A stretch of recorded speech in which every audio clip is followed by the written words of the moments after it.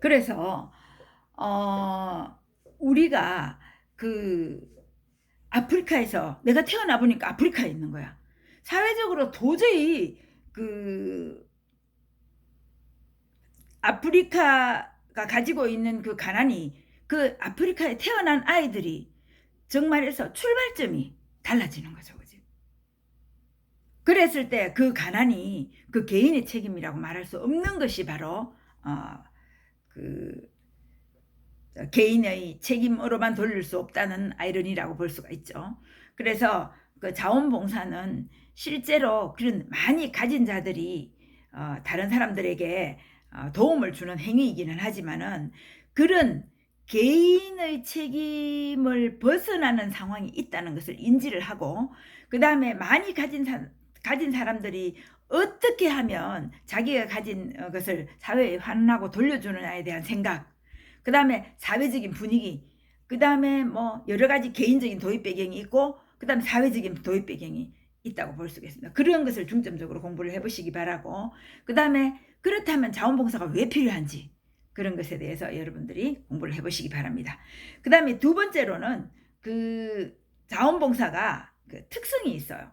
자원봉사가 가지는 10대 특성이 있죠. 그지? 그리고 자원봉사 특성이 그 하나라도 빠지면 자원봉사에 포함되지 않는다고 볼 수 있을 정도의 특성이 따르게 있어요. 그 다음에 자원봉사의 효과가 어떻게 나타나는지, 이런 것에서 여러분들이 공부를 해보시기 바랍니다. 자, 그 다음에 중간고사에서 볼 거는, 그러니까 1장이 포함된다고 볼 수가 있고요. 그 다음에 포함되는 것이 바로 4장입니다. 자원봉사자의 동기부여예요. 자원봉사가 어떻게 해서 그 동기가 생기는지, 그 다음에 자원봉사에서 이것이 지속되기, 자원봉사 특성이 보면 지속성이 있어요. 그지? 자원봉사가 지속되기 위해서 어떤 기관이 어떤 행위를 해야 되는지, 그게 인정과 보상이라고 볼 수 있는데, 그 인정과 보상이나 또 자원봉사자의 인정과 보상에 대해서 구체적인 방안이 어떤 것이 있는지, 이런 것들을 공부해 보면 될 것 같아요. 자, 그러면 중간고사는 두 단원이야. 그죠? 많지 않죠? 그래서 두 단원을 공부를 하시고, 그 다음에 자, 기말고사는 문화에 대해서 한다고 했죠. 그지? 역시 기말고사도 문화의 이해, 아까는 자원봉사 이해가 굉장히 중점적 단원이라고 했죠. 그지? 그래서 문화의 이해가 굉장히 중점적 단원이라고 볼 수가 있습니다. 그래서 그 제 7장이에요. 7장을 보면 문화가 도대체 어떻게 구성되어 있는지, 문화의 유형이 어떤 것이 있는지, 그 다음에 우리가 문화를 바라보는 시각이 어떻게 해야만 전 지구가 서로 화합하면서 발전적으로 살아나갈 수 있는지, 그 다음에 타 문화에 대한 자신의 이해가 어떤 것이 있는지, 이런 것을 중점적으로 공부를 해보시기 바랍니다. 그 다음에 그 문화의 이해에서는 10장을 하도록 할게요. 그러면 7장과 10장, 아직 우리 진도 안 나갔어요. 그지? 10장을 보면은 문화가 현대에 와서 문화 관광이나 문화 마케팅이 어떻게 이런지, 다들 사실 자기 문화가 훌륭하다고 말하고 싶잖아. 우리도 유네스코에 우리 문화를 등재시킴으로써 한반 우리 5천년 역사가 어떻게 그 훌륭한 문화적 가치가 있는지 우리가 알려주고 싶죠. 그지? 그래서 그런 문화 관광이나 마케팅이 어떻게 이루어지는지, 그 다음에 문화 보존을 위해서 우리가 어떤 행위를 하는지 알아봐야 됩니다. 그래서 문화 보존이라고 하는 행위가, 물론 아직 이제 그 진도가 안 나갔는데 수업을 할 때 여러분들이 굉장히 그 신경 써서 수업을 들어주기 바랍니다. 그 문화 보존의 필요성이라든지, 그 다음에 문화 보존을 하기 위해서 하고 있는 우리의 행위가 과연 바람직한 행위인지, 아니면 바람직하지 못한 행위인지, 그 다음에 이 문화 보존을 위해서 우리 하고 있는 행위의 장점과 단점의 사례가 있어요.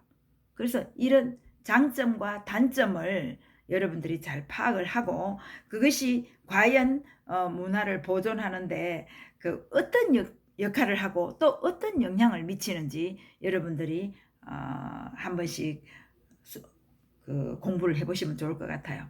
그래서 중간고사, 기말고사 이렇게 나눠치더라도 사실 공부를 해야 될 단원은 1장, 4장, 7장, 10장 이렇게 4단원만 여러분들이 중점적으로 공부를 하시면 될 것 같아요. 그리고 공부를 하는 동안에 이렇게 이해하려고 하는 노력이 굉장히 중요하다고 볼 수가 있습니다. 현대는 여러분 한번 생각해 봐봐요. 우리들이 다 휴대폰 주머니에 넣고 다니죠. 그 휴대폰은 막 그냥 옛날에 브리테니카 백화사전보다 더 심해. 없는 게 없어. 머리에 넣어 있을 필요 없이 뭔가 궁금한 게 있으면 휴대폰만 펼치면 궁금증이 금방 해소되는 거야. 그래서 암기가 정말 중요한 시대가 아니게 됐어요. 그런데 시험을 치다 보면은 암기가 중요하죠, 그지? 그런데 이해를 하는 암기가 중요합니다. 우리가 우리 주머니에 넣고 다니는 휴대폰이 아무리 백과사전과 똑같은 역할을 한다고 하더라도 여러분들이 그것을 검색하기 위해서는 키워드가 필요합니다. 근데 키워드조차 모른다면 자기가 알고자 하는 것을 검색해 볼 수가 없는 거야.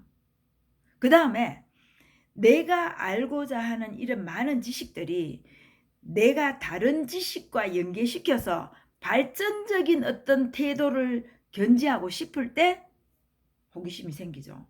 그럼 호기심이 생기면 검색을 하는 거야. 검색을 했으면 지식을 알게 돼. 그럼 그 지식을 통해서 어떻게 자기 것으로 만드는 응용력이 중요합니다. 단순한 지식은 중요한 시대가 아니게 되었어요. 왜? 단순한 지식은 누구나 알 수 있는 시대가 되었다는 거죠. 그런데 그런 많은 단순한 지식들을 잘 버무려서 어떻게 창조적이고 창의적인 해석을 하느냐. 그게 바로 현대가 필요한 지식이라고 볼 수가 있습니다. 그래서 여러분들도 내가 하는 많은